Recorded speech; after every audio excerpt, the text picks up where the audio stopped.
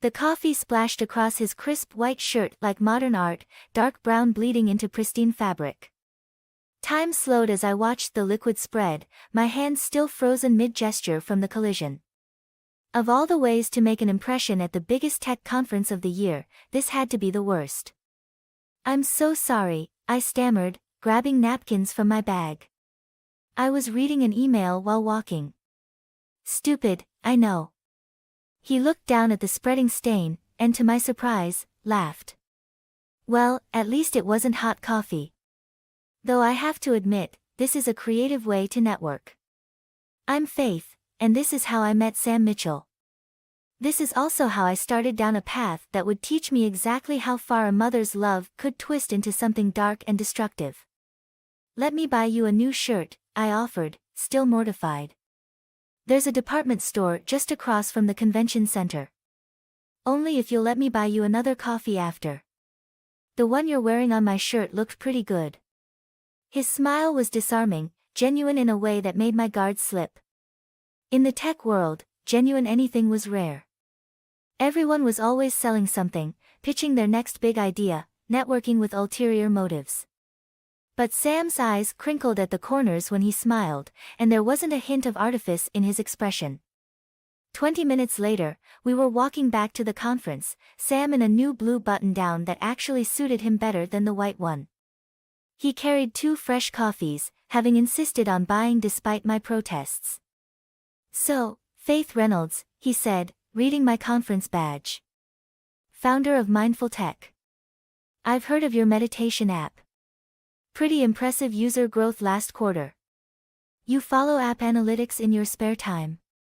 When the developer is interesting enough." He handed me my coffee with another one of those genuine smiles. Though I have to admit, I pictured someone more zen. Wearing flowing robes and speaking in riddles. Older, actually. Most successful tech founders I know are pushing 50 and talking about their 3rd divorce. I snorted into my coffee. "Sorry to disappoint. Single, 32, and only one failed startup under my belt before this one took off." We ended up missing the next 2 conference sessions, sitting in the lobby trading stories about coding disasters and startup nightmares.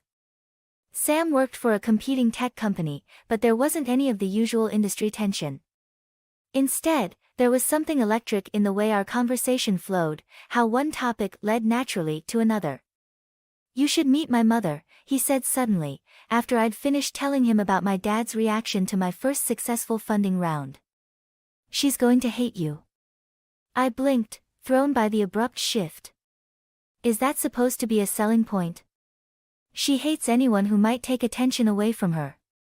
It's actually become my litmus test for interesting people." His tone was light, but something flickered behind his eyes.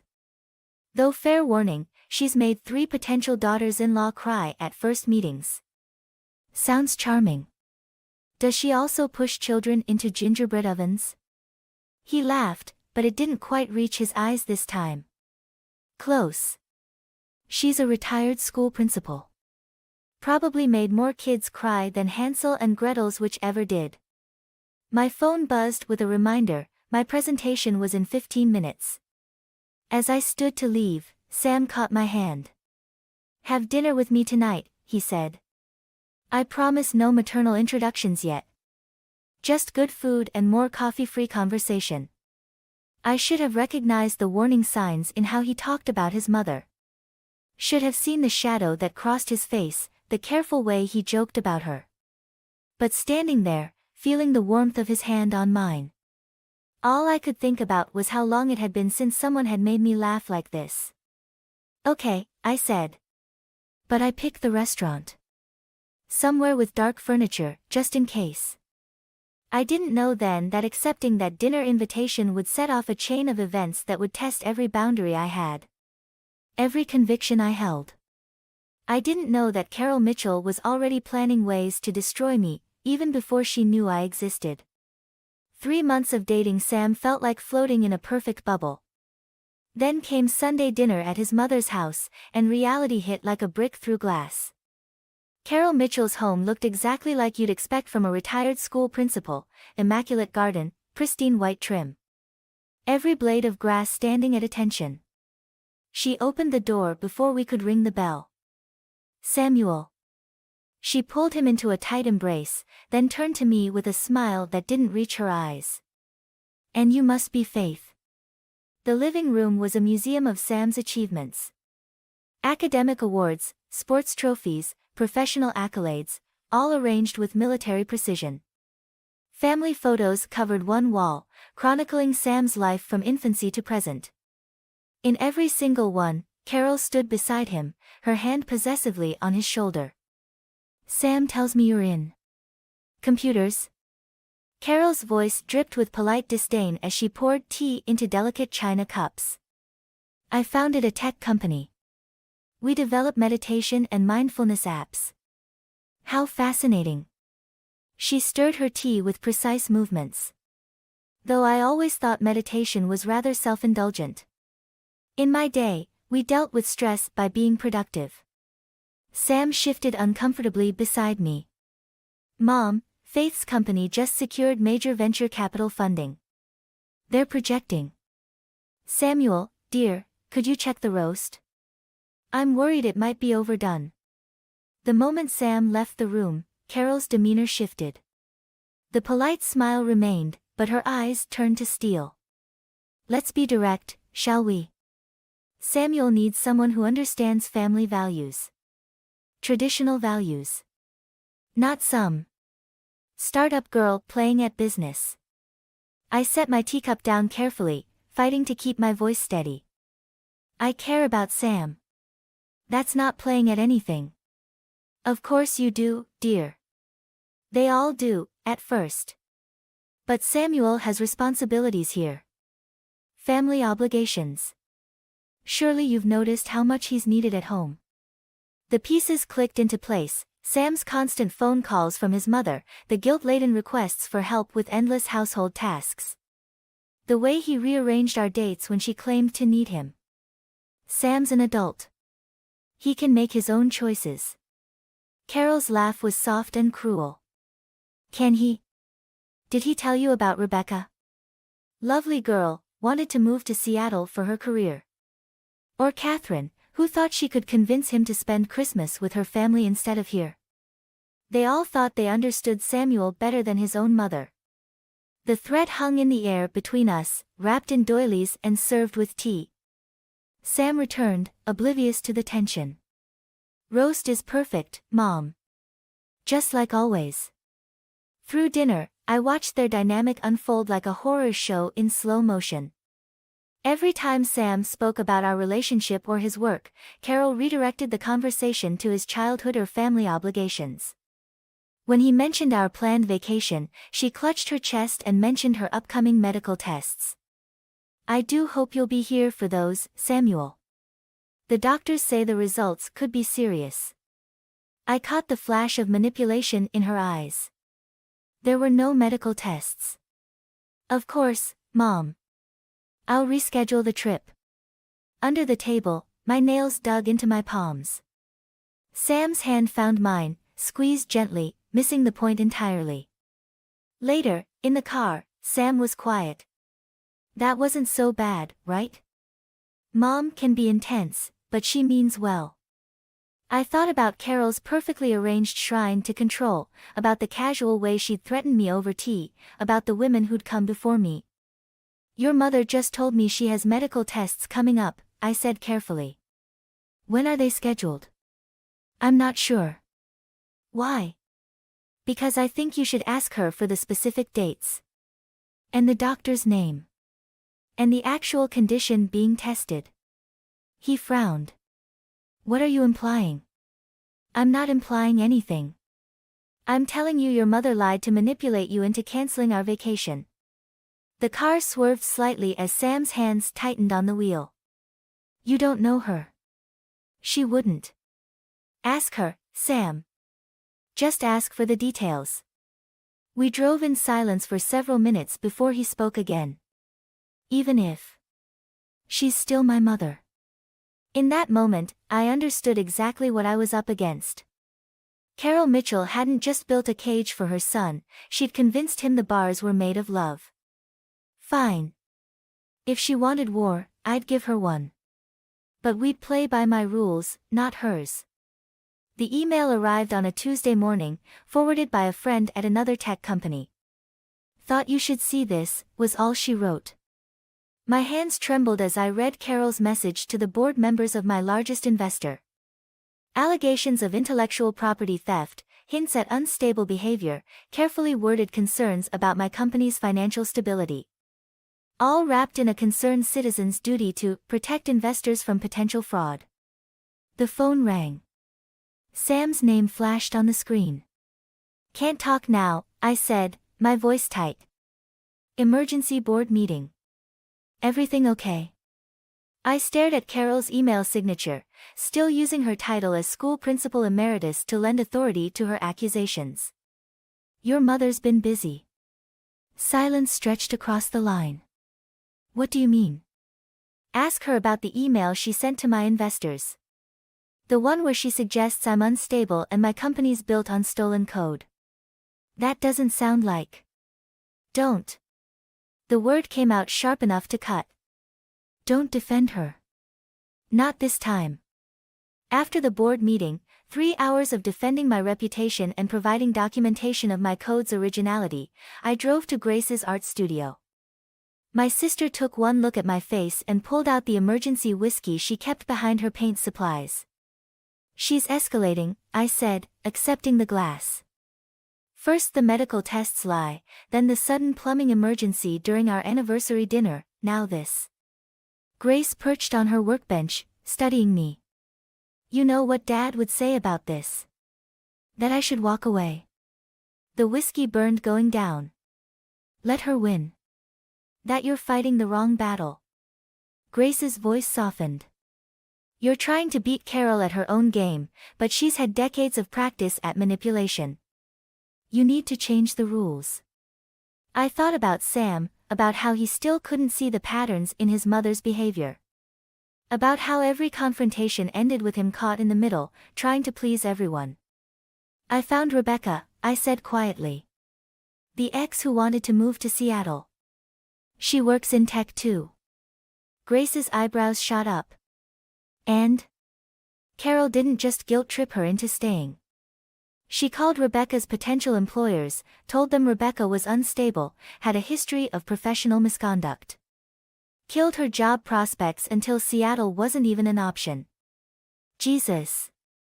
There were others too. Catherine, Emma, Sarah. Different tactics, same result. Carol systematically destroyed every relationship that threatened her control over Sam. My phone buzzed, another message from Sam. I ignored it. What are you going to do? Grace asked. I pulled out my laptop, opened the file I'd been building. Screenshots of Carol's emails, testimonies from Sam's exes, a timeline of her interventions. I'm going to show Sam exactly who his mother is. All of it, all at once. No more gradual revelations she can explain away. That could backfire spectacularly. Probably will. I took another sip of whiskey. But I'm done playing defense. Carol wants to paint me as unstable. Fine. Let's see how she handles someone who's actually willing to burn everything down. Grace was quiet for a long moment. You love him that much? Enough to risk losing him to save him? Yeah, I do. My phone buzzed again. This time it was an email from Carol, copied to Sam. She was deeply concerned about my emotional reaction to her civic duty of protecting investors. The subtext was clear: she was building a paper trail, establishing a pattern of instability she could use against me later. I forwarded it to my evidence file, then finally answered Sam's messages. Dinner tonight. We need to talk. Mom's worried about you, he wrote back. Says you seemed unstable at the board meeting. My laugh was bitter enough to make Grace wince. I'm fine, I typed. Just ready for the truth to come out. I closed my laptop, feeling the weight of the documentation inside it. Tonight, I'd show Sam everything. Every manipulation, every sabotage relationship, Every calculated move his mother had made to keep him under her control. Either it would open his eyes, or it would end us. But at least there'd be no more shadows for Carol to hide in, no more plausible deniability for her actions. Sometimes the only way to win is to change the game entirely. Sam proposed on a Tuesday evening, kneeling in the same spot where I'd first spilled coffee on him. Perfect, romantic, everything a proposal should be. Then his phone buzzed with his mother's ringtone, and reality crashed back in. She already knows, doesn't she? I asked as he reached for the phone. His silence was answer enough. The diamond ring felt suddenly heavy on my finger. I had to tell her, Faith. She's my mother. And I'm supposed to be your future wife. The words tasted bitter. Did she approve the ring too? His phone kept buzzing. Each vibration felt like a countdown to something inevitable. You should answer it, I said. Before she calls the police to report me kidnapping you. He winced but took the call. I watched his face change as Carol spoke, his joy dimming with each passing second. When he hung up, he looked pale. She wants us to come over. Now. Of course she does. Carol's house was dark except for the living room. She sat in her favorite armchair like a queen holding court, a manila envelope in her lap. Samuel, dear, could you make us some tea?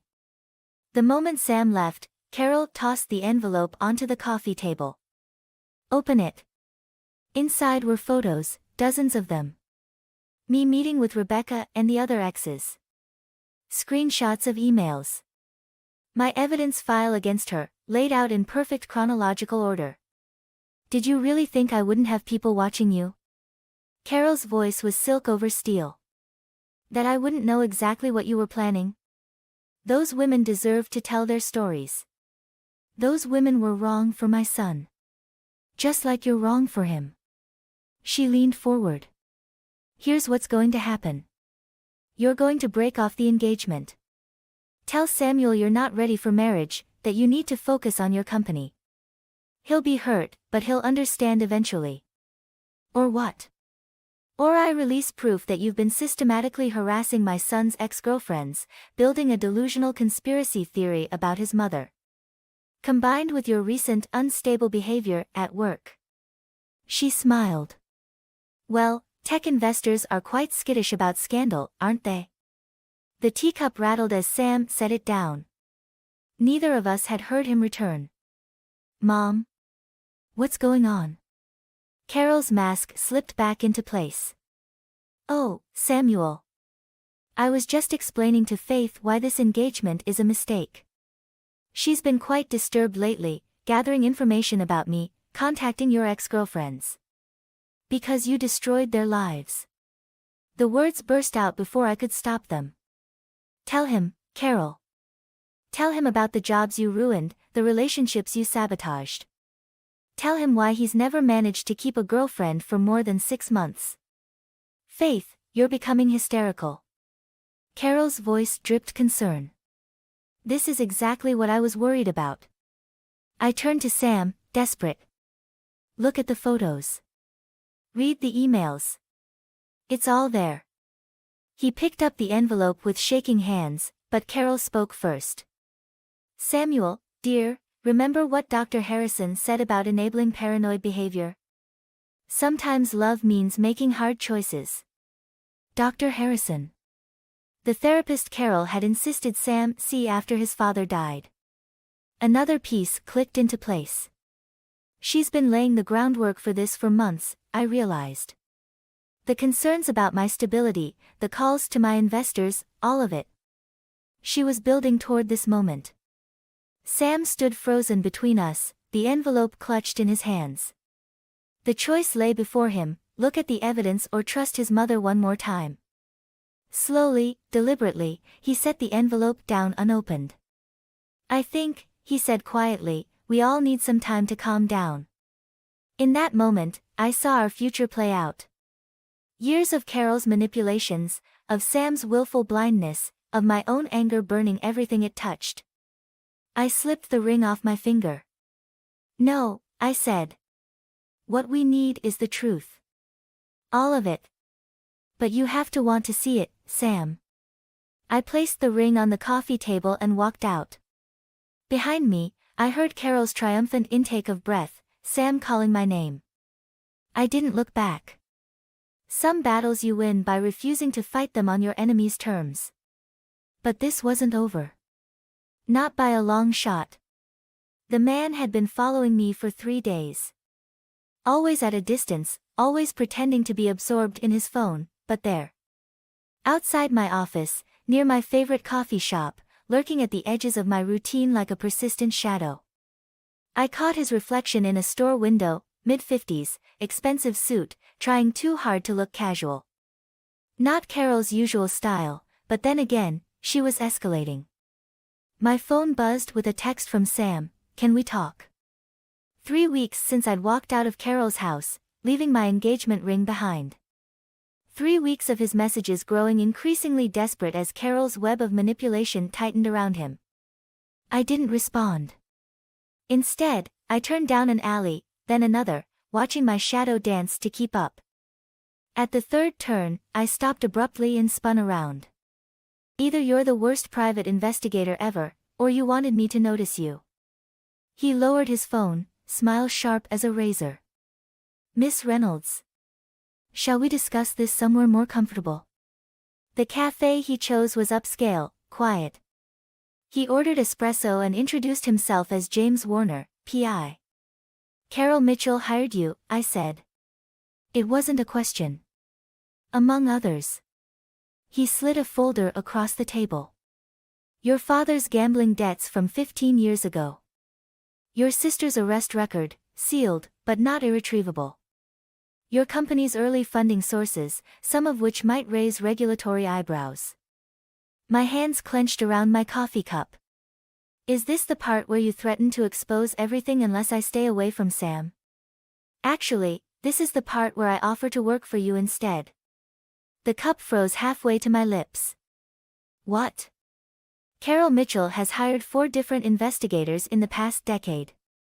Each time, we found exactly what she wanted, or manufactured it when necessary.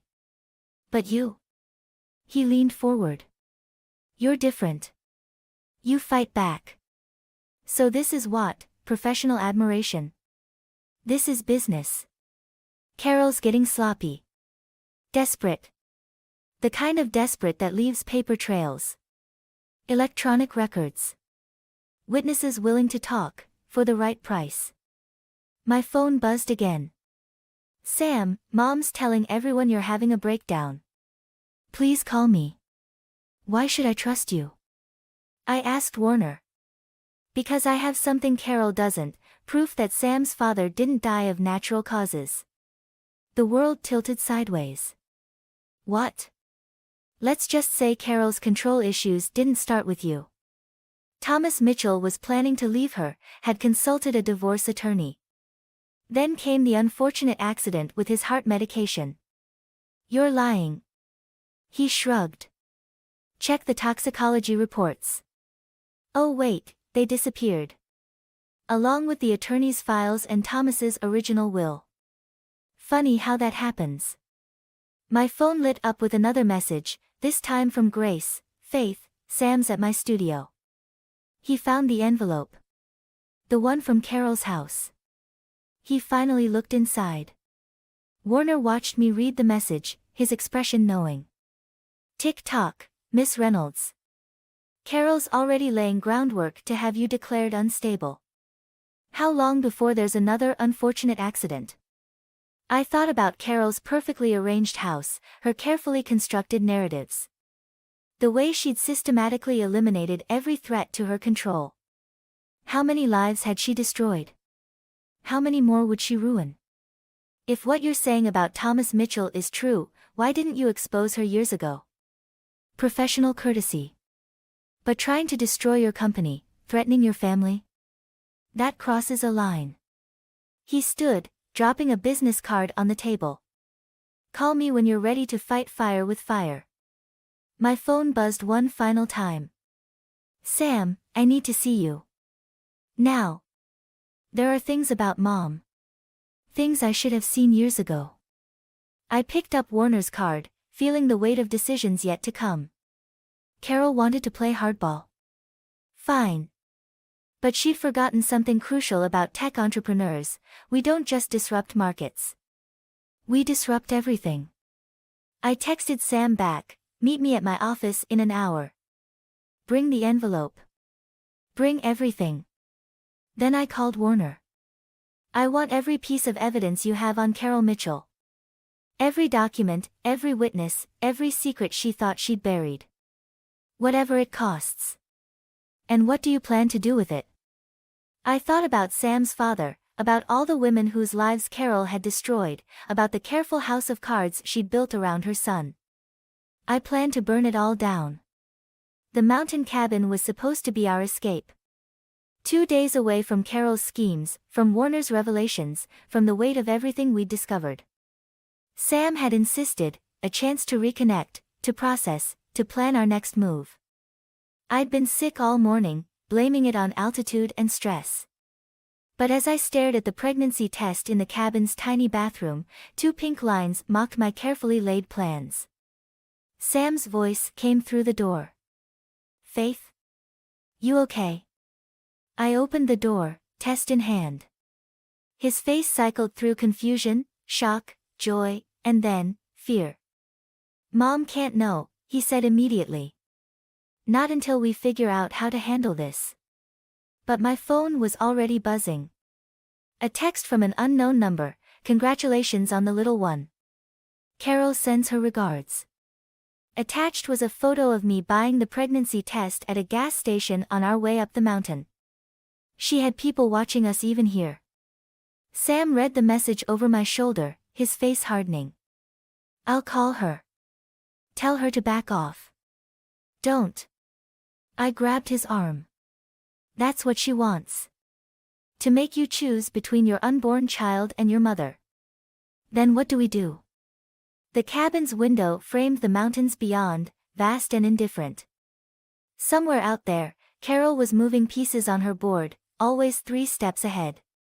The evidence Warner had provided about Sam's father's death was damning but circumstantial. Not enough to prove murder, just enough to destroy a family. "We leave," I said suddenly. "Tonight. My company has offices in Singapore. We can run away. Let her win." "Let her win what, Sam? She's already taken everything else. Your past relationships, your independence, maybe even your father. I won't let her take our child too." His phone lit up, Carol's number. He stared at it, conflict etched in every line of his face. "I need to tell her to stop. Just once. Make her understand. She understands perfectly. That's why she's winning." But he was already answering. I watched his expression change as Carol spoke, her words too quiet for me to hear but their impact visible in how Sam seemed to shrink, to fade. "Mom's coming up," he said after hanging up. "She's worried about us being isolated up here. Says there's a storm coming." "Of course she is." My laugh was bitter. "And you told her exactly where we are." "She's still my mother, Faith." "Is she? Or is she the woman who might have killed your father?" The words hung between us like smoke. Sam stepped back, shaking his head. "Those are just theories. Warner could be lying. Like I was lying about her sabotaging your other relationships. Like I was lying about her hiring PIs." Outside, thunder rolled across the mountains. The storm Carol had warned about, right on cue. Even nature conspired with her timing. "I can't do this anymore," I said quietly. "I can't fight her and fight for you at the same time. Not with a baby coming." "What are you saying?" "I'm saying you need to choose. Really choose, Sam. Not just say the words, but actually break free. Because I won't raise our child in Carol's shadow." He reached for me, but I stepped away. Through the window, I saw headlights winding up the mountain road. Carol, racing the storm to maintain her control. "I'll be at Grace's," I said, grabbing my bag. When you're ready to choose your child over your mother's manipulation, you know where to find me. Faith, please. Just wait until Mom gets here. We can talk about this. That's the problem, Sam. We've been talking while she's been acting. And now. I pressed a hand to my stomach, where our child grew unaware of the chaos around it. Now the stakes are too high for talk. I walked out into the gathering storm, leaving Sam standing in the doorway. Behind me, Carol's headlights grew closer, searching through the darkness like predators' eyes. Let her come. Let her spin her webs and pull her strings. I had something worth fighting for now, something that made all her schemes and manipulations seem small. I had a future to protect. Grace's baby shower was supposed to be a peace offering. Sam had finally agreed to marriage counseling, Carol had promised to maintain boundaries. And my sister thought celebrating new life might heal old wounds. We should have known better. I was opening gifts when Carol clinked her glass, rising with that perfect principal's posture.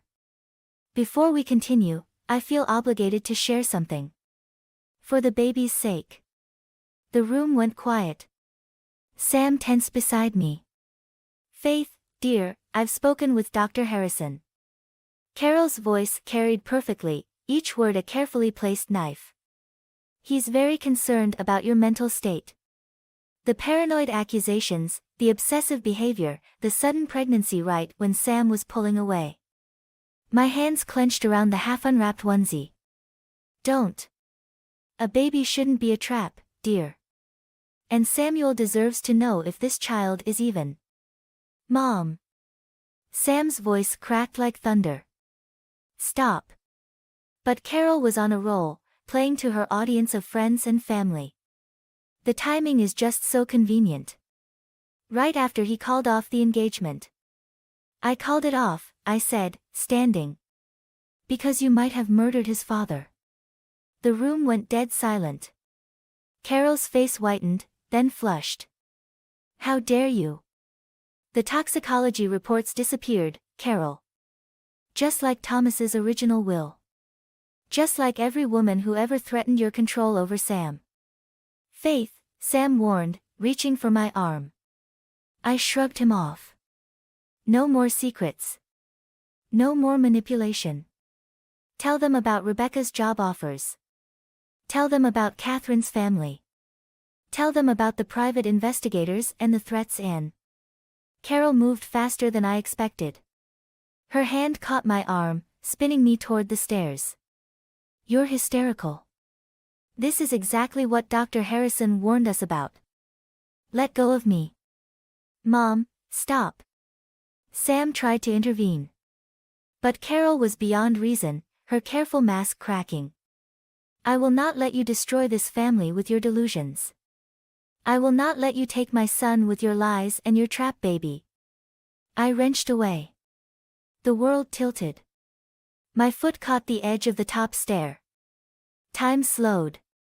I saw Grace lunging forward, Sam's face contorting in horror, Carol's expression shifting from rage to something like satisfaction. Then I was falling. The impact drove the air from my lungs.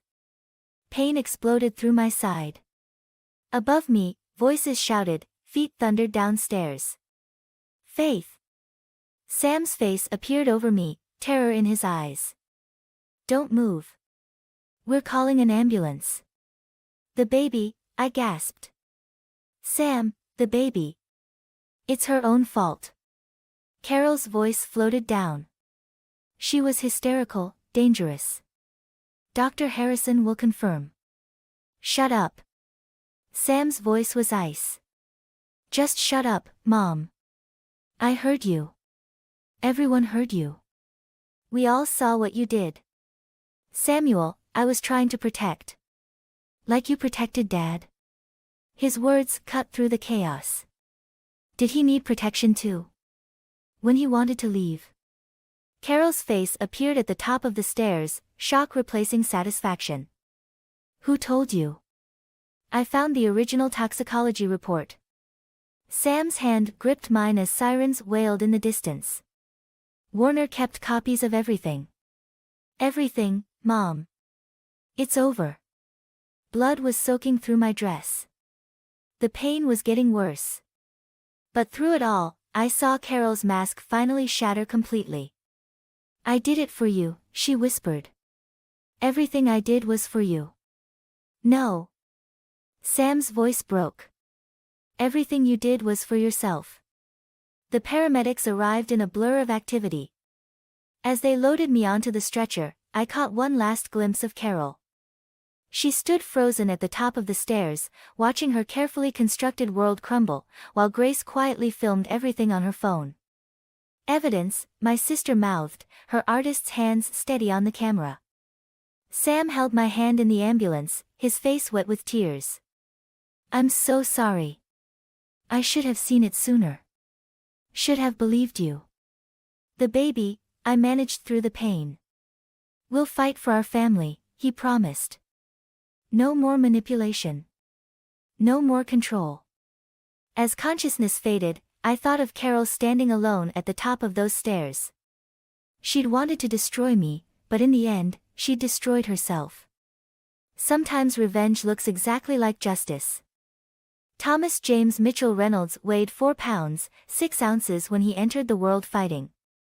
Just like his mother, the nurses said. Just like his namesakes, the grandfather he'd never meet, and the father who'd raised me to recognize manipulation when I saw it. Sam hadn't left my side since the fall, through the emergency surgery, the weeks of bed rest. The premature labor that brought our son into the world 2 months early. Now he stood at the NICU window, watching our son breathe, while Grace's video evidence played on repeat in courtrooms and police stations. Carol's carefully constructed world had crumbled like a house of cards. The toxicology report Warner provided led to exhumation orders, to questions about Thomas Mitchell's death that couldn't be ignored. Her former victims came forward one by one, Rebecca, Catherine, others we hadn't even known about. Each story added another brick to the prison cell she'd built herself. She's asking to see him, Sam said quietly, not turning from the window. Says she has a right to meet her grandson. Through the glass, Thomas's tiny chest rose and fell, each breath a victory. Each moment alive a rebellion against the grandmother who'd tried to prevent his existence. What did you tell her? Nothing yet. But her lawyer says if we don't allow visitation, she'll claim diminished capacity. Say grief over Dad's death made her unstable. Use it to get a lighter sentence. Of course she would. Even now, Carol was manipulating, calculating, looking for angles to exploit. She'll never stop, will she? Sam pressed his hand against the glass. No. But we can. The NICU door opened. A nurse wheeled Thomas out in his incubator, tubes and wires making him look smaller than he was. But his eyes were open, alert, tracking our movements with an intensity that reminded me of those first moments with Sam. Coffee staining his shirt as our lives collided. Would you like to hold him? The nurse asked. I settled into the rocking chair as she placed Thomas in my arms. So small, yet so strong. Like love. Like truth. Like justice. I got another message from Warner, Sam said. Mom's been asking about Dad's original will. The one that disappeared. Seems he left half his estate to a daughter from his first marriage. A marriage Mom made him deny existed. I looked up sharply.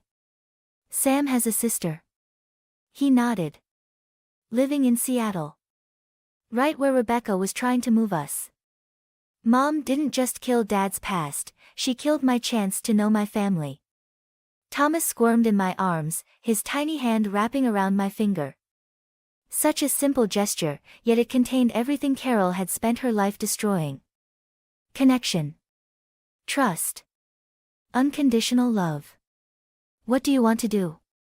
I asked. I want to meet my sister.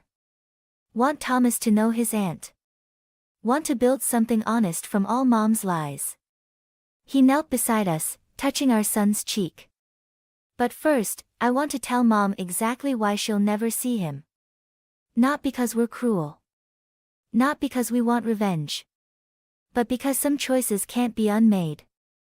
Through the window, dawn painted the city in shades of possibility. Somewhere out there, Carol sat in a cell, plotting her next move. Somewhere, Sam's sister was living her life, unaware she had a brother searching for her. And here, in this quiet room, our son breathed his defiance against darkness. "We should name the company after him," I said suddenly. Sam looked puzzled. "What?" "The new company.